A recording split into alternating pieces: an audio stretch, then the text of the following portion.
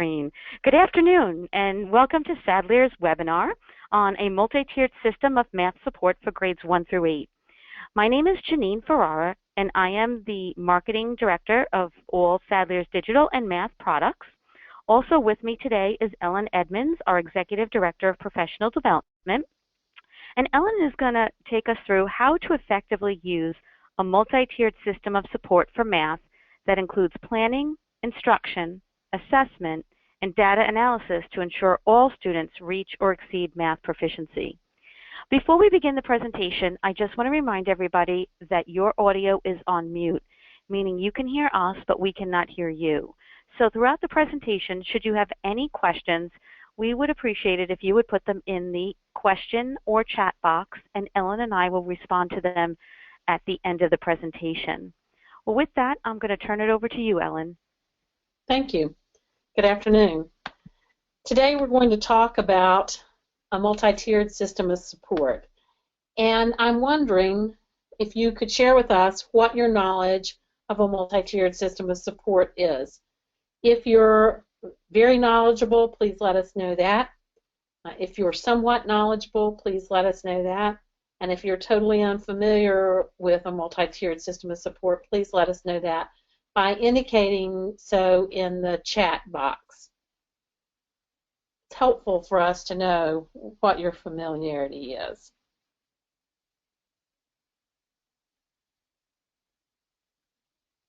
And it looks like we've got a question, so maybe, there we go. Some folks are sharing with us. Thank you very much. Well, because I'm noticing that some of you are not familiar with a multi-tiered system of support, I'd like to spend a little bit of time reviewing what that is. In the process of that, we'll talk about what problem solving is and where RTI, response to instruction and intervention, fits. And then we'll talk specifically about the application of this to our instruction in mathematics and save a couple minutes for questions and answers. Historically, no matter what school setting we're in, whether we're in public schools, Catholic schools, private schools, there are a group of children who've been very successful and another group of children who sort of fell through the cracks, regardless of what supports we might have provided. And so it became very important for us to provide one system that supported all learners. And it's taken a while to get that approach or that system or infrastructure into place. And many of us are familiar with RTI, response to intervention, or RTII, response to instruction and intervention. But as those schools implemented that framework, it became clear that that wasn't the most effective way of supporting all students. And so we really have migrated away from that as being the primary focus and used a term, multi-tiered system of support, that's really more accurate and reflects the integrated framework of supports that are necessary to address academic and behavioral domains for students. So RTI hasn't gone away. When we get to the problem-solving part of this presentation, we'll talk about it because it's really the fourth step of the planning problem-solving process. And we'll talk about how we use student response data to make instructional decisions and improve academic and behavioral outcomes. And hopefully it will become a clearer picture for all of us. So when we talk about a multi-tiered system of support, we're really talking about an evidence-based model of schooling that uses data-based problem solving to integrate academic and behavioral instruction and intervention.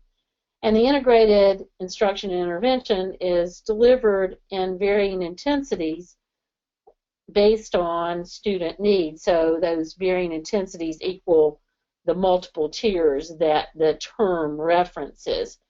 And need-driven decision-making ensures that the school resources are really reaching the appropriate students at the appropriate level.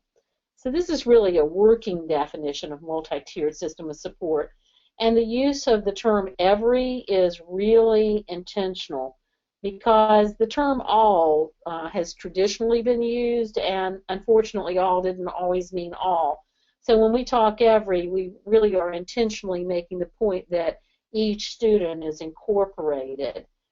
Many existing terms and initiatives share the common elements of data-based problem solving to inform instruction and intervention. You may be familiar with some of them. Positive behavior support, or PBS or PBIS, problem solving and response to intervention that we've talked about in the last few minutes, RTI, continuous improvement, so CIM, lesson study, differentiated accountability. So there are lots of initiatives that share the core characteristic of database problem solving, but it's the use of the terms and the roles of various individuals that really characterize this particular approach. So when we think about MTSS, that's the abbreviation for multi-tiered system of support, there are some big ideas that are critical for understanding it. It's important to think about what students should know, what standards we're using, and what those imply in terms of students' knowledge and skills, and what the priorities are in that. It's also important to think about what we have to teach so that students can become proficient in those standards. And it's critical to keep track of student performance and then adjust our instruction based on students' particular needs. So when we think about the goals of this system, it's really a new way of thinking and working. And it really is about focusing on how to help all of our children be successful in school and really focusing on student needs and outcomes. So as teachers, we're always asking ourselves, how are students doing and how can we improve our instruction and intervention on their behalf to make sure that all students are successful. So it's not a program or a strategy or a trend, it's really a way of thinking and problem solving to figure out what kind of instruction each student needs in order to be successful. So for some students, that means they'll be involved in Tier 1 instruction, and we'll talk about that with very limited additional supports. But for other students, they need significantly more support and additional tiers of instruction. And so that approach really is designed to meet the needs of all students at every grade level. And it is in addition to the way we do business, not replacing something. So it's also about identifying student needs early on, and rather than continuing to wait, intervening, because when we intervene early, we are ensuring greater success. So I've referenced that problem solving fits in this, and the definition, in fact, the definition says we're really focusing this on data-based problem solving. So what do we mean by data-based problem solving?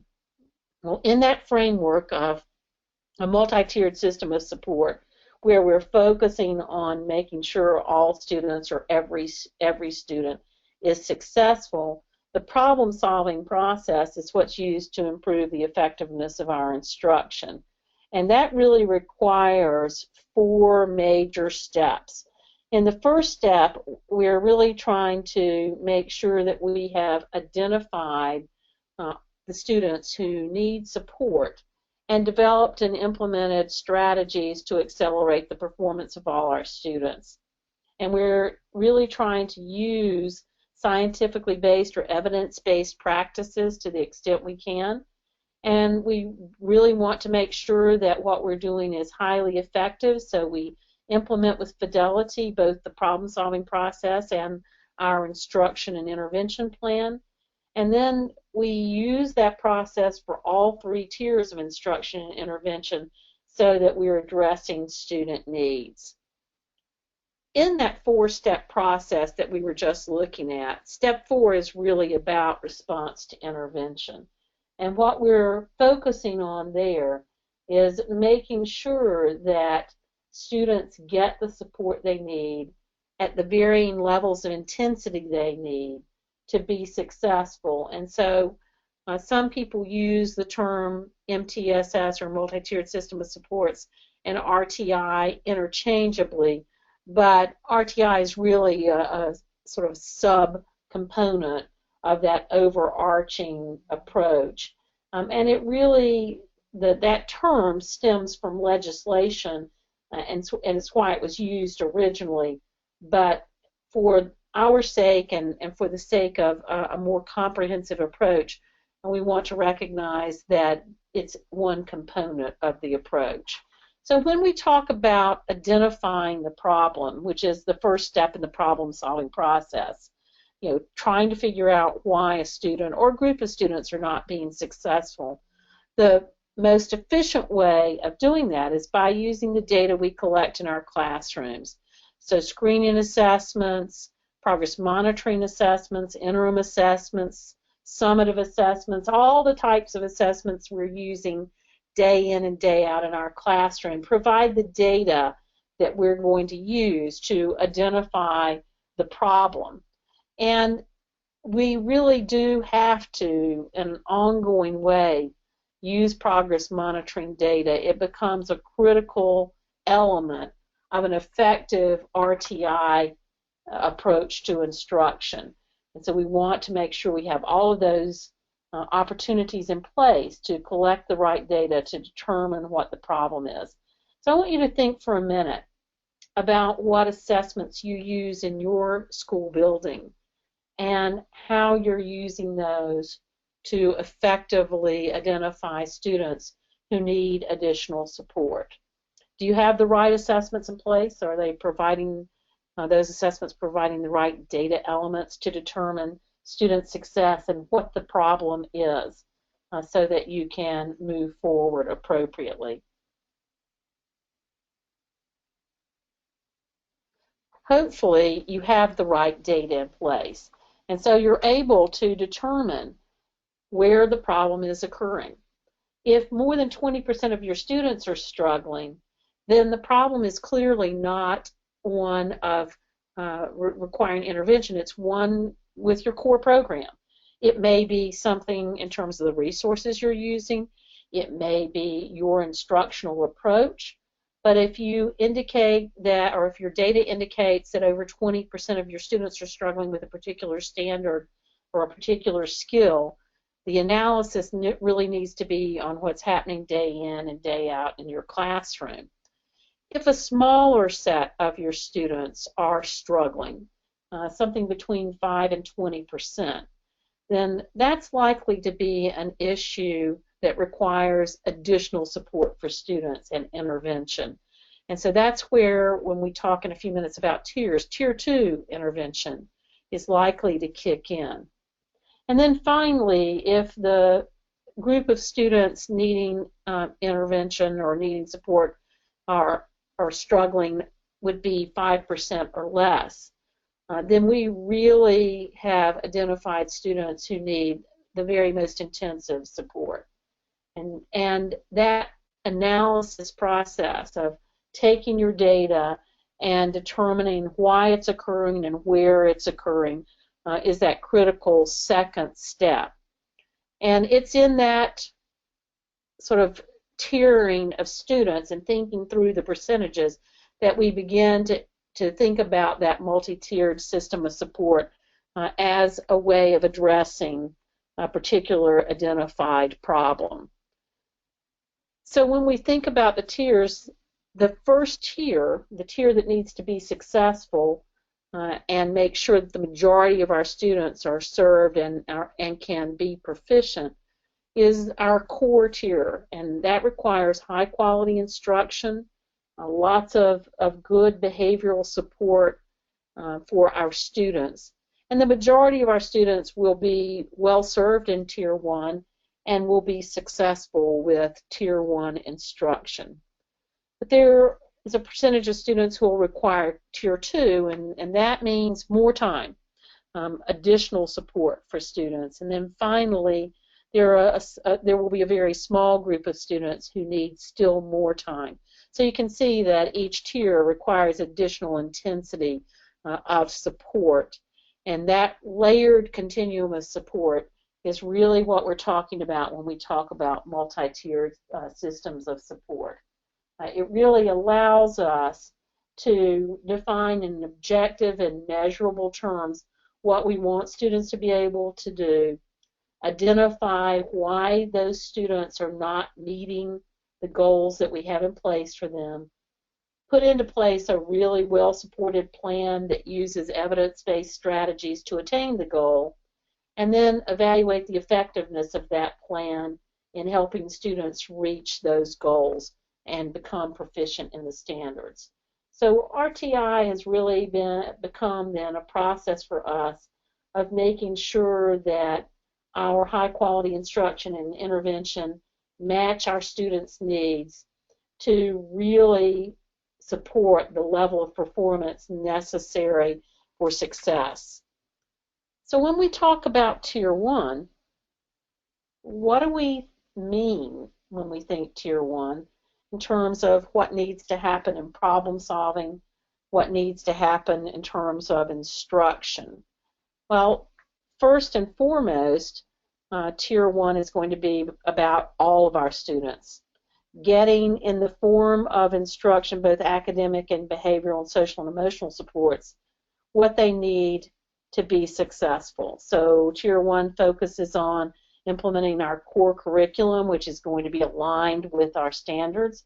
And the amount of time and the focus is really based on the needs of the students in our school. So Tier 1 in a school in North Carolina in the mountains might look different from a school in inner city New York.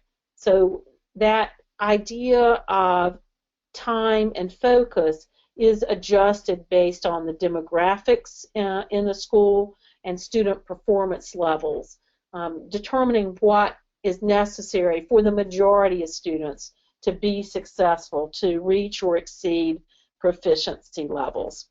And that Tier 1 analysis requires that we think about whether we're providing scaffolded instruction using a gradual release model, whether we're providing differentiation to meet individual student needs or small groups of student needs, whether we're using assessment to appropriately determine when the effectiveness of our instruction has been less than what we need and gaps exist. Making sure that we've got lots of opportunity for students to practice and giving them concrete feedback based on the results of their practice. And lots of opportunities for application. So that Tier 1 is really, really critical for making sure that 100% of our students achieve at the highest levels. And we really have to make sure that we're using well-researched programs and practices in order for the majority of our students to be successful and learn what we expect them to learn.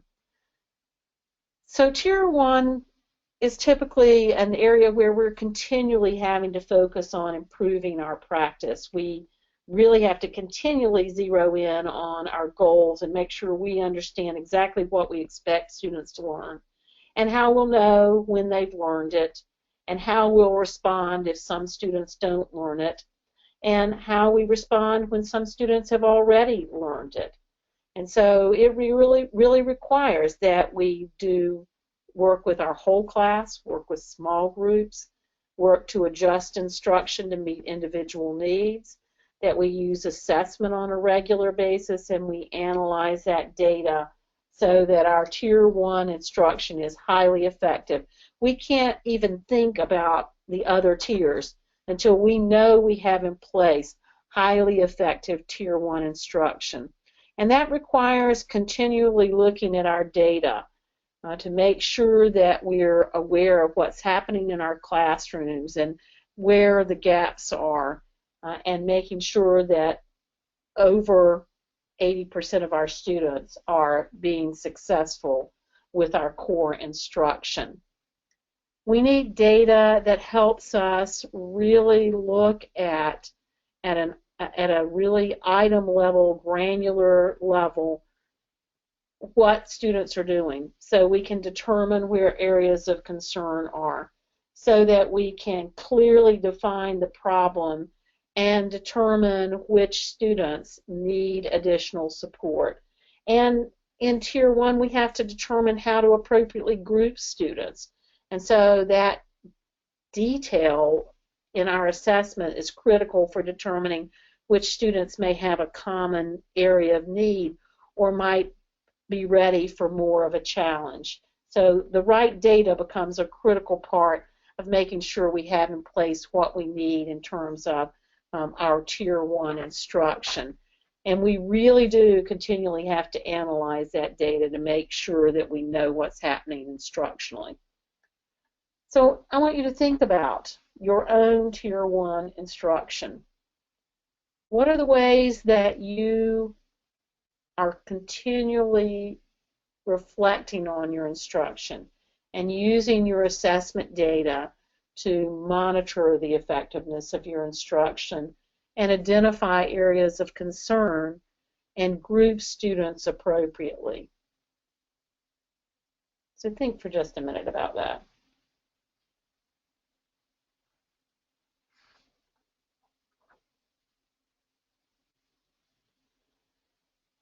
Well, hopefully your Tier 1 instruction is the highest quality. And what I want to do is jump over Tier 2, because we're going to spend some time talking about Tier 2, and talk for just a minute about Tier 3. We don't put students in Tier 3 instruction until we've made sure that Tier 1 is highly effective, we've placed them in Tier 2 instruction and seen little progress. Only then do we put students in Tier 3. And so when we talk about a continuum of support, Tier 3 doesn't replace Tier 1 or Tier 2 support for students. It's in addition to. It's the most intensive individual instruction. So when we think about Tier 3, it's core instruction plus supplemental instruction plus intensive individual instruction so that students can achieve their benchmarks. It's what only a few students receive, and it's really designed to provide service to very small groups of students and to help them overcome significant barriers to learning, either academically or behaviorally, so that they're successful. So it's more time, and it's a very narrow focus of instruction or intervention.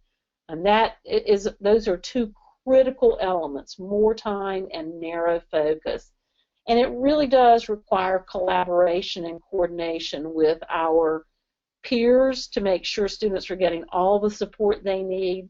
And it also is really about making sure that we are recognizing everything about learning that comes into play.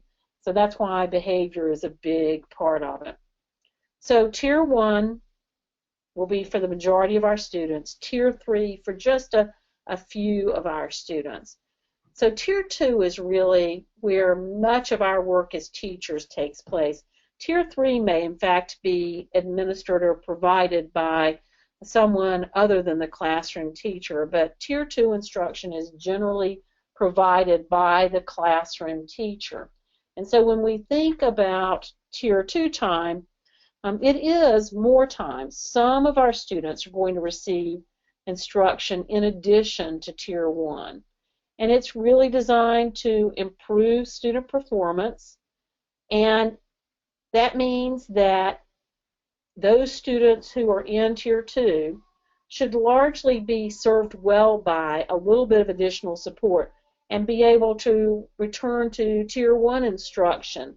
At least 70% of the students who are in Tier 2 instruction should be successful in attaining the grade level goals. So we're not talking about a situation where students are going to receive this additional support forever.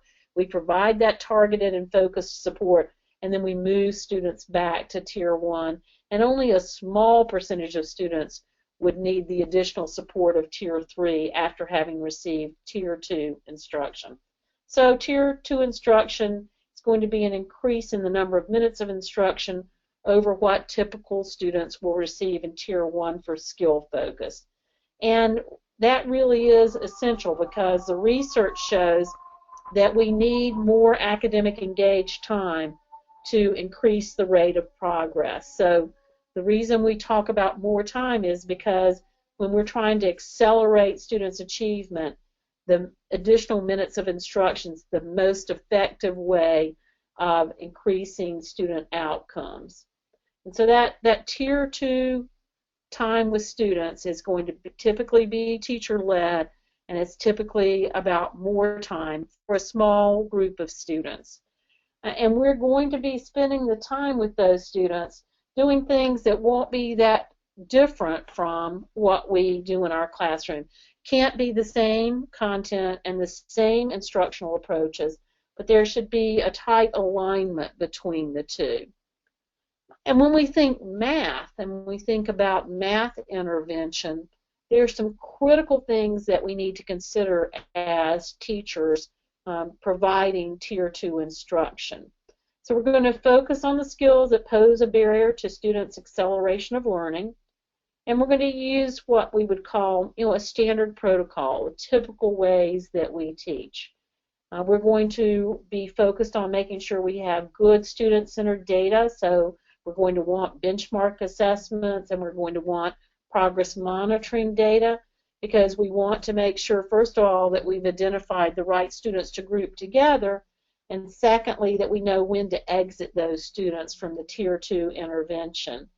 And we want to choose an evidence-based program to accelerate the development of those skills. So something that works well in small groups, that's evidence-based, that aligns to what we're teaching in our Tier 1 program, and that clearly focuses on the standards. But in addition, we want these 6 elements to be a part of what we provide. So we want a program that's explicit in instruction, that supports us as educators from moving away from what we might provide in Tier 1, a more constructivist, inductive kind of instructional style focused on discovery and inquiry.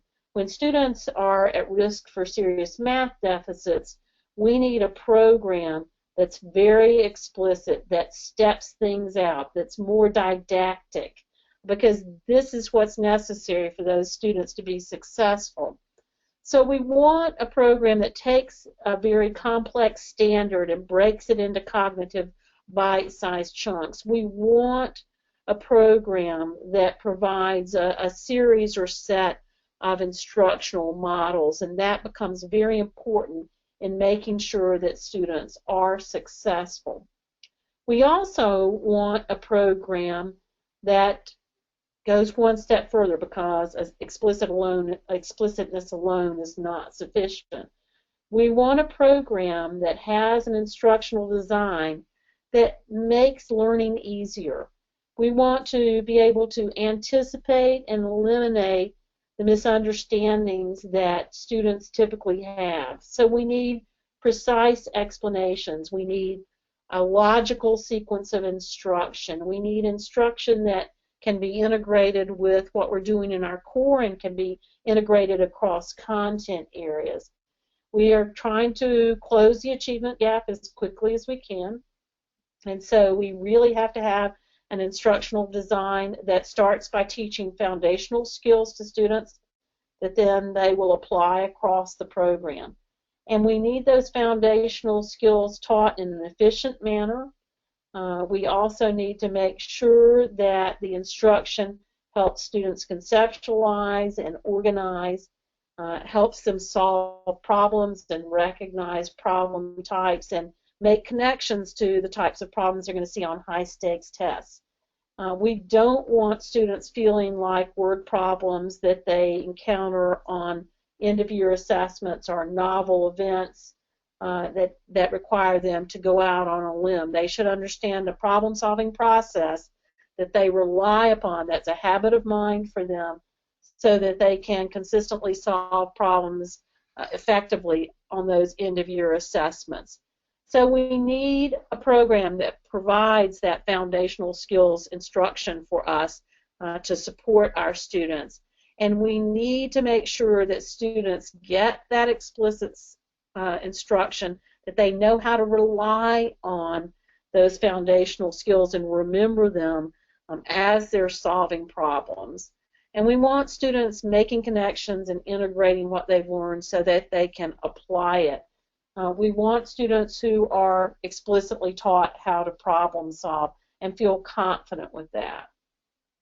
The third principle of effective math intervention at the Tier 2 level is making sure that students have a strong conceptual understanding, but also are ready to have and can gain procedural fluency.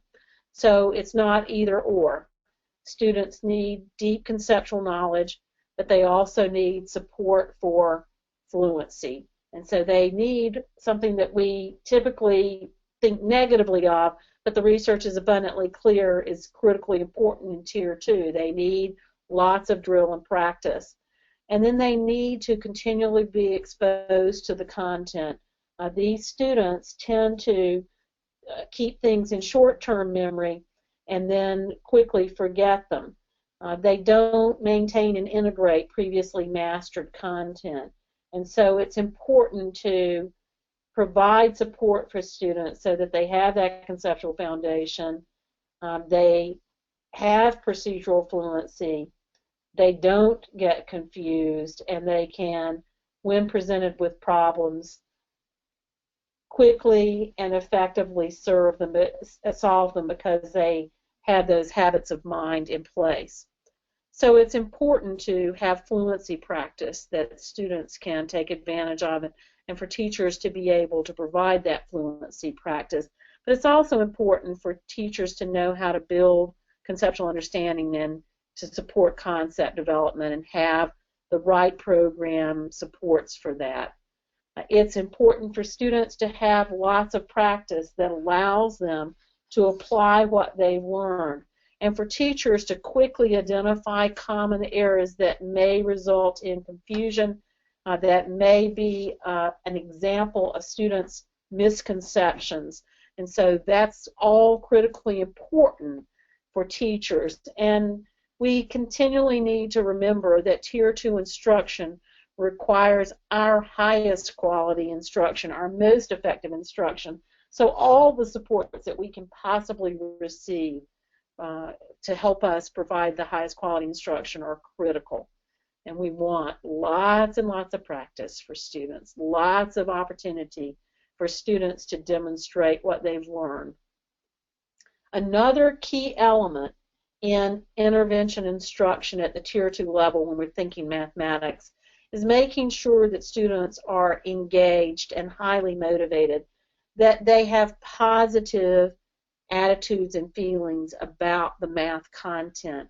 That's one of the biggest difficulties we have as teachers of mathematics, is that students often feel that they're not competent as mathematicians and they don't have positive feelings about math.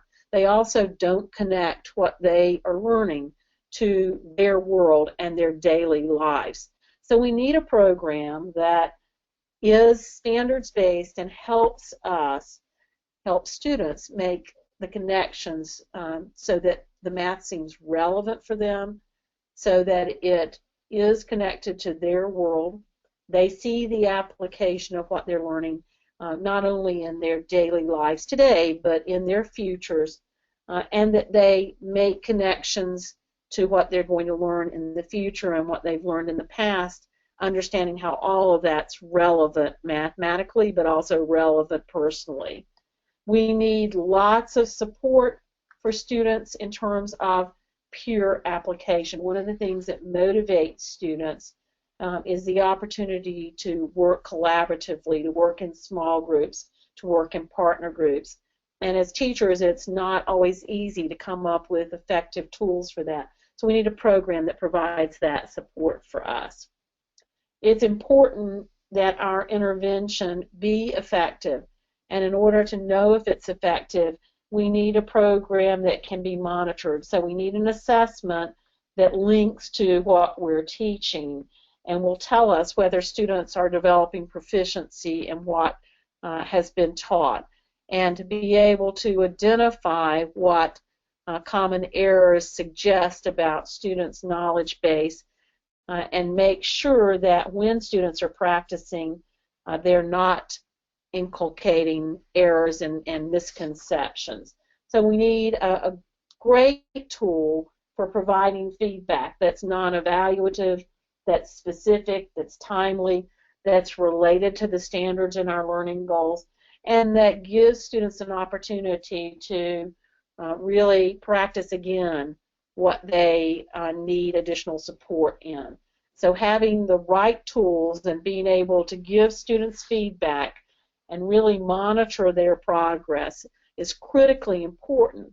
And again, for us as teachers, understanding the data, understanding what it means about which standards students are struggling with and which errors are common errors that we should be really zeroing in on, when we need to reteach, when other supports are necessary, and when we need to move students back to Tier 1 or when we need to move them to Tier 3. So I'd like for you to think about the 3 tiers. Think about Tier 1, then think about Tier 2 and Tier 3, and think about what in your school is currently the strongest tier of support for students and where you might need to spend a little additional time with your fellow educators in making sure the right supports are in place.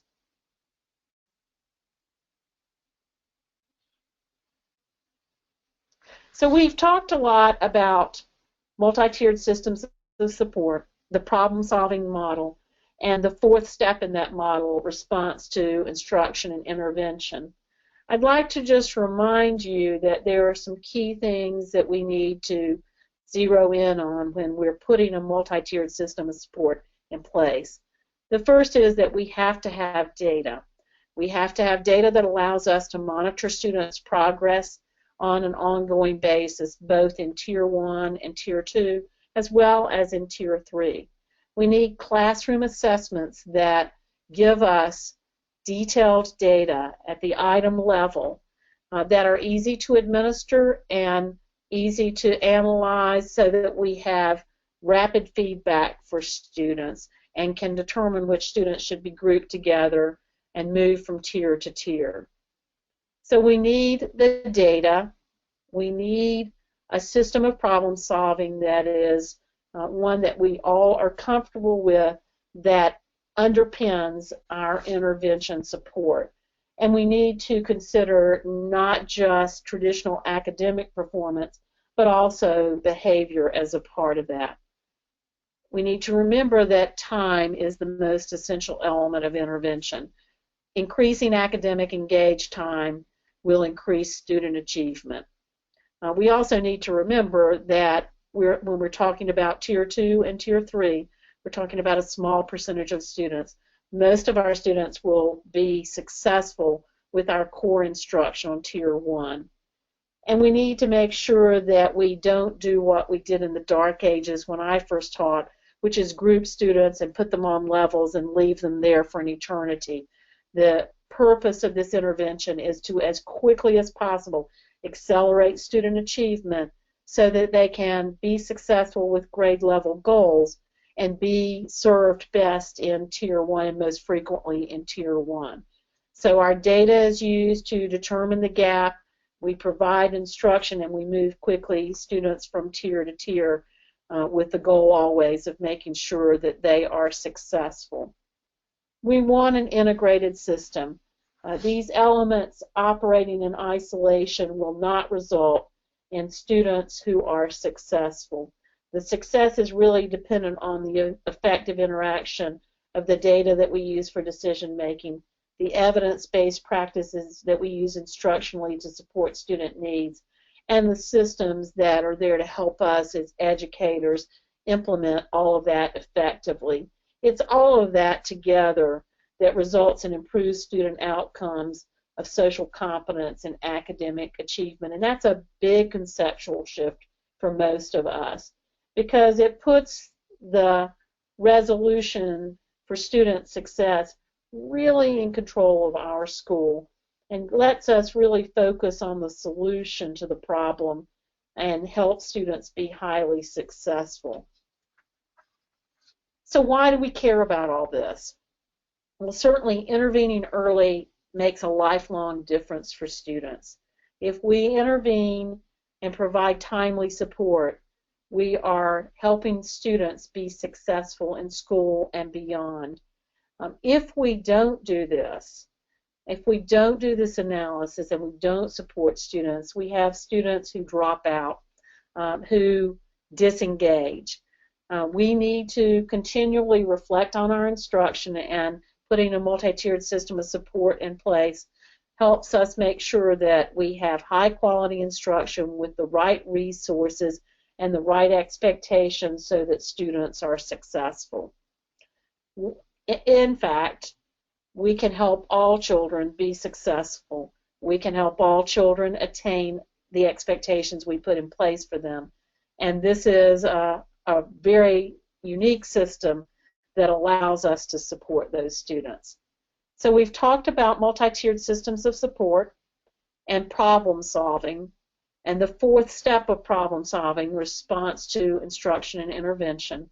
We've talked specifically about what that looks like when we think about math instruction, and how Tier 2 intervention is the place that we can make the biggest difference for students, focusing on the right types of intervention and the right types of support.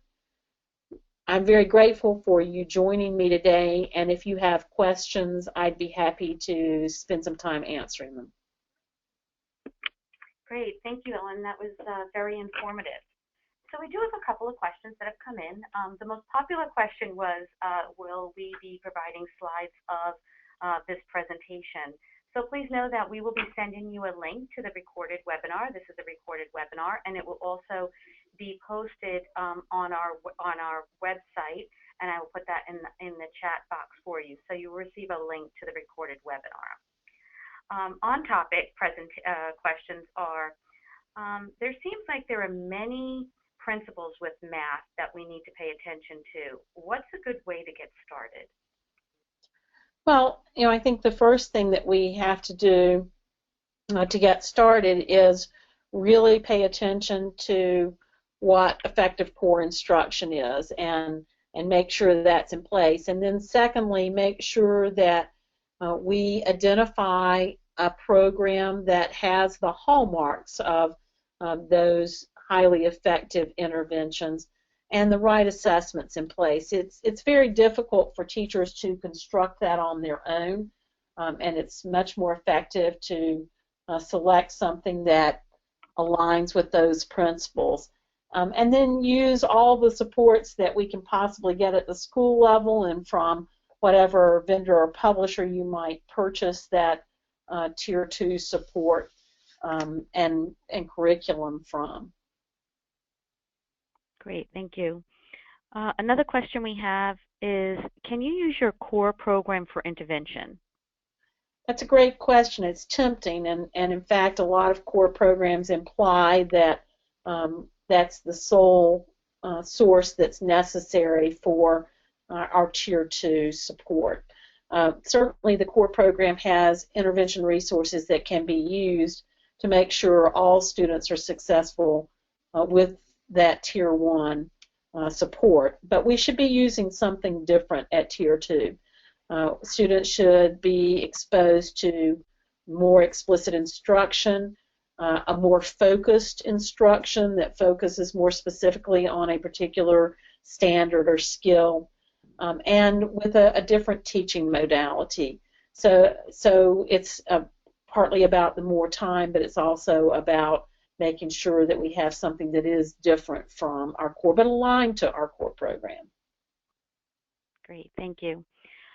And I think those are all the questions that we have today. I'd like to mention, though, that the program that Ellen was referencing during her presentation was Progress Mathematics, and that is a supplemental K-8 evidence-based program that focuses on the standards and provides instruction, a variety of, scaffolded practice, and a variety of assessment options for grade level learning objectives.